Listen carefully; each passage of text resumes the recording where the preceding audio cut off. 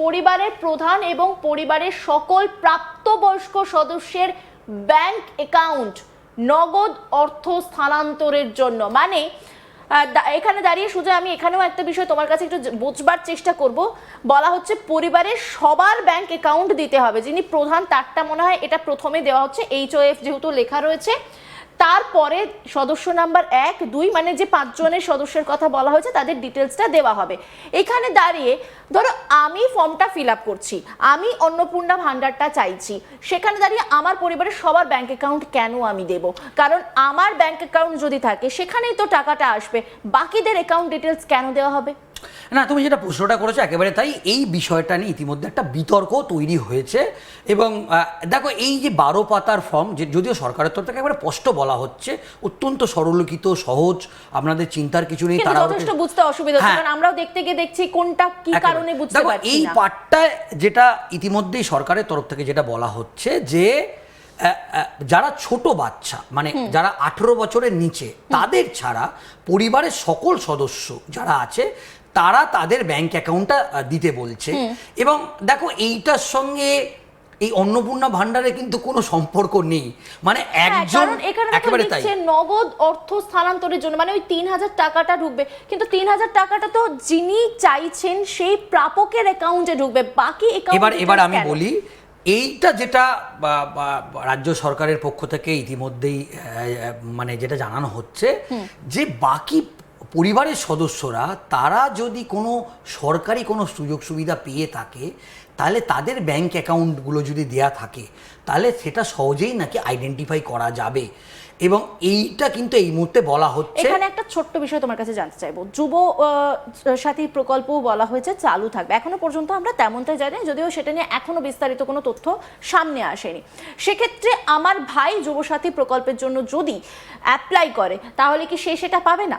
অবশ্যই সে সেটা পাবে, কিন্তু এই যে তুমি যে প্রশ্নটা করলে যে আমার ভাই যুবসাথী পেতেন, এই যে পরিবারের সদস্যদের ব্যাংক অ্যাকাউন্ট দেওয়া হচ্ছে প্রাপ্তবয়স্ক, তাহলে এটা এই তোমার এই ফর্ম থেকেই এটা সরকার ডিটেক্ট করবে যে এই পরিবারের মধ্যে এতজন ব্যক্তি সরকারি প্রকল্পে সুবিধা পায়, এবং সেই ব্যাংক অ্যাকাউন্টে যখনই গভর্নমেন্টের সার্ভারে সেই অ্যাকাউন্ট পুট করবে তখন এই মানে বর্তমান সরকারের বা তৎকালীন সরকারের আমলে কি কি সুবিধা পায় সেটা সহজেই তারা দেখতে পারে। বেশ, আমি একটু পরেরটার দিকে একটুখানি যাই, পরের পেজটা 3 নম্বর পেজের দিকে একটুখানি যাই। সেখানে বলা হচ্ছে এপিক,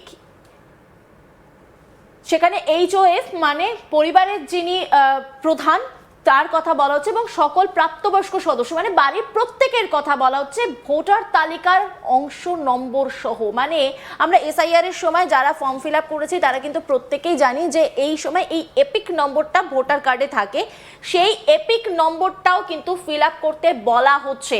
এখানে এপিক নম্বর দেওয়া হচ্ছে, বিধানসভা ক্ষেত্র এবং অংশের নাম্বার দেওয়া হয়েছে, এবং প্রত্যেকটা সদস্যের 5 জন সদস্যের ডিটেলস এখানে ভরবার জন্য দেওয়া হয়েছে। সেই প্রত্যেকটা সদস্যের কিন্তু এপিক নম্বর এবং কোন বিধানসভা ক্ষেত্রে পড়ছেন সেই নম্বরটাও কিন্তু দেওয়ার কথা বলা হয়েছে। তারপরের বিষয়টা হচ্ছে লেখা রয়েছে বিভাগ, অসংরক্ষিত আর্থিকভাবে দুর্বল, তফসিলি জাতি, তফসিলি উপজাতি, অন্যান্য অনগ্রসর শ্রেণী, বিশেষভাবে ঝুঁকিপূর্ণ জনজাতি গোষ্ঠী, এই বিষয়টাও কিন্তু রয়েছে। মানে যাদের কাছে SC বা ST বা OBC কার্ড রয়েছে তাদেরকেও কিন্তু ফিল আপ করতে বলা হয়েছে। এবং এই পেজটার থেকে আমি 4 নম্বর পেজে যাচ্ছি, তবে এই বিষয়টা একটুখানি জানতে চাইবো সুজয়, তুমি যেমনটা সেই সময় বলছিলে যে এপিক নম্বর মানে ভোটার কার্ডের ডিটেলসটাও চাওয়া হচ্ছে। এক কথায় যদি আমরা বলি, আমি যদি আজকে ফর্ম ফিল আপ করতে যাই বা তোমার বাড়ির কেউ যদি ফর্ম ফিল আপ করতে যায়, তাহলে যেমন ব্যাংকের ডিটেলস সরকার নিচ্ছে ঠিক তেমনভাবে ভোটার কার্ডের ডিটেলস নিচ্ছে, আধার কার্ডের ডিটেলস নিচ্ছে। এখনো পর্যন্ত আমরা যতটুকু ফর্মটা দেখলাম, মোদ্দা কথা সরকারিভাবে যা যা আমাদেরকে দেওয়া হয়েছে তার পুরো ডিটেলসটা নেওয়া হচ্ছে। সেখানে দাঁড়িয়ে এই মুহূর্তে দাঁড়িয়ে দেখো আধার কার্ডের সাথে প্রত্যেকের ব্যাংক লিঙ্ক থাকে, সেখানে আয় ব্যয় সমস্ত হিসেব তো আমাদের সরকারের কাছে থাকবে। একেবারে তাই, সরকারের কাছে এমনিতেই সমস্ত ডেটা আছে, কিন্তু দেখো খুব সহজে তোমার পরিবারের কতজন ভোটার আছে, এটা এখানে হয়তো 5 আছে, 5-এর বেশিও থাকতে পারে, খুব সহজে তোমার পরিবারের কতজন ভোটার আছে সেটা কিন্তু খুব সহজে মানে সরকারের কাছে এই ডেটা আপলোড হয়ে যাচ্ছে।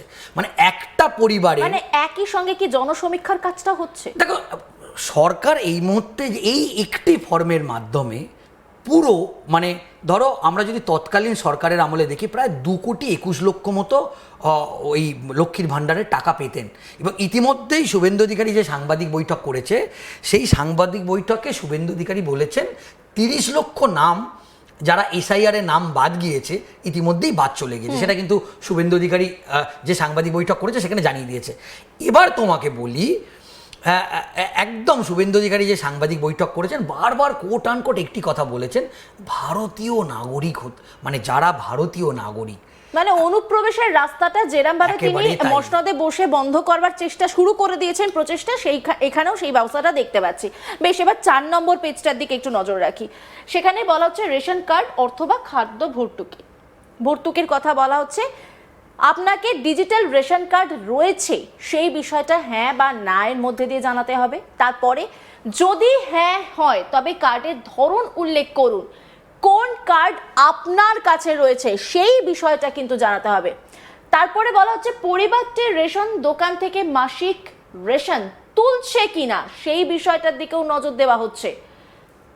আগে এই রেশনের পার্টটা একটু আমি সুজয়ের কাছ থেকে বুঝি। সুজয়, এখানে বলা হচ্ছে যে রেশনের ডিটেলসটা নেওয়া হচ্ছে, রেশন কার্ড তুলছে কিনা সেই বিষয়টাও নেওয়া হচ্ছে। যে সমস্ত পরিবার, দেখো রেশন কার্ড হয়তো অনেকের বাড়িতে রয়েছে কিন্তু সময়ের অভাবে অনেকে তুলতে পারেন না, বাড়িতে অসুস্থ ব্যক্তি থাকার জন্য তুলতে পারেন না, তাহলে এটার উপর কি মাপকাঠি হচ্ছে? দেখো, আমরা যেটা দেখছি যে ডিজিটাল রেশন কার্ড, দেখো এই মুহূর্তে তৎকালীন সরকার আমলেই একটা ম্যান্ডেটারি করা হয়েছিল।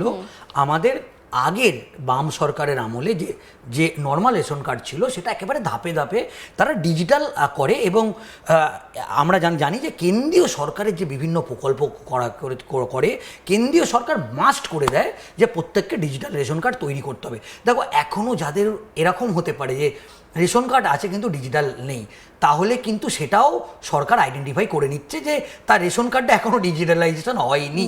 এবং তোমাকে বলি, এই যে ডিজিটাল যে রেশন কার্ডগুলো করেছে সরকার, একটা পরিবারের সঙ্গে পুরো লিঙ্ক আছে, গোটা পরিবারের কতজন রেশন পায়, তার ছেলে মেয়ে বাবা মা প্রত্যেকের এই লিঙ্ক, মানে একটি রেশন কার্ডের নাম্বার যদি দেয়া হয়, পুট করা হয়, তাহলে তোমার পরিবারের যতজন সদস্য, এবং এরকম সিস্টেম যদি নতুন পরিবারের কেউ সদস্য হয়, মানে আমার বিয়ে করার পর যদি বাচ্চা হয় তখন আমার বাচ্চার যদি রেশন কার্ড করি তখন আমার রেশন কার্ডের সঙ্গে আমার রেশন কার্ড দিয়ে অনলাইনে বাচ্চাটাকে অ্যাড করে দেওয়া হচ্ছে। তো সেটা সহজে জানা যাচ্ছে। এবং দেখো, এই যে রেশন কার্ড, এই রেশন কার্ডের যে এই যে AY PHH এই যে ক্যাটাগরিগুলো, এই ক্যাটাগরিগুলো তোমার